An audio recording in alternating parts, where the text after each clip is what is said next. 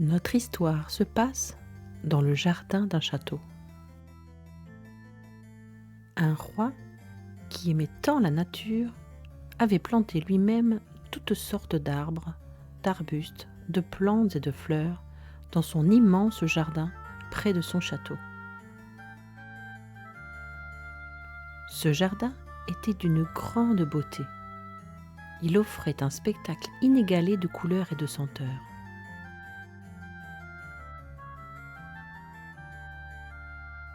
Chaque jour, le roi prenait plaisir à s'y activer et à s'y promener. Son jardin était pour lui source de joie et de détente.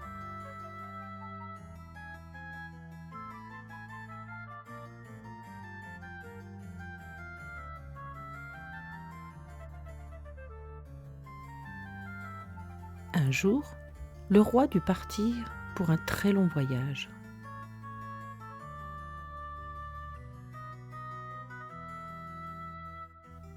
À son retour, heureux de rentrer chez lui, il s'empressa d'aller dans son jardin. Il avait hâte de retrouver ses couleurs et ses parfums.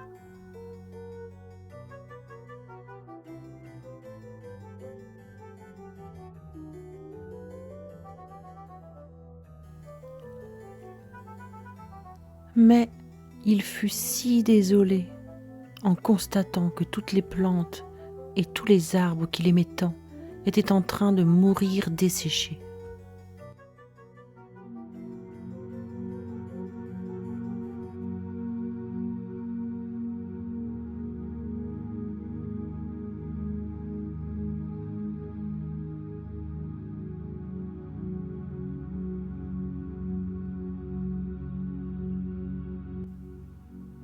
Il s'adressa au pin autrefois majestueux et plein de vie et lui demanda ce qui avait bien pu se passer. Le pin répondit d'un air triste. « J'ai regardé le pommier et je me suis dit que jamais je ne serais capable de produire les beaux et bons fruits qu'il porte. Je me suis alors découragée et j'ai commencé à dépérir. » Le roi alla trouver le pommier qui lui aussi était en train de mourir. Il l'interrogea à son tour et celui-ci répondit d'un air plus triste encore. En regardant la rose et en sentant son parfum enivrant, je me suis dit que jamais je ne serais aussi agréable à regarder ni aussi parfumée qu'elle. C'est alors que j'ai commencé à sécher.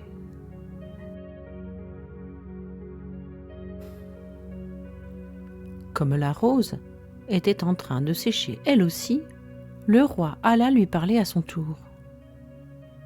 Elle lui avoua avec l'air le plus triste du monde. « Comme c'est dommage que je n'ai pas l'âge du bel érable planté là un peu plus loin. Comme c'est dommage que mes feuilles ne deviennent pas aussi dorées et colorées que les siennes à l'automne. J'ai pensé, à quoi bon vivre et faire des fleurs, aussi parfumées soient-elles? Et puis je me suis mise à dépérir moi aussi. »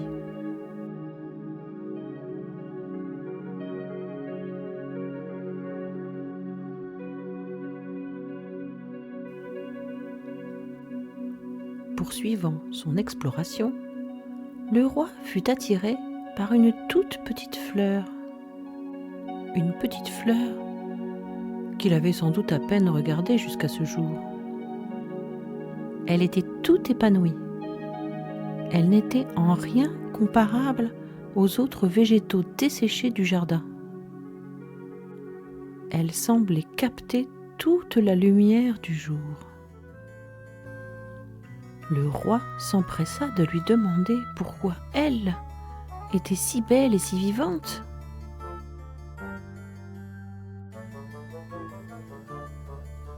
C'est-à-dire qu'au début, je me désolais, répondit-elle. Je me disais que jamais je n'aurais la majesté du pin qui conserve sa verdure toute l'année, ni même l'abondance du pommier. ni les magnifiques couleurs de l'érable, et encore moins le raffinement et le parfum de la rose. J'ai voulu mourir moi aussi, puis j'y réfléchis, et je me suis rappelé que c'est vous, bon roi, qui m'avez placé ici. Oui, c'est bien vous qui m'avez planté là.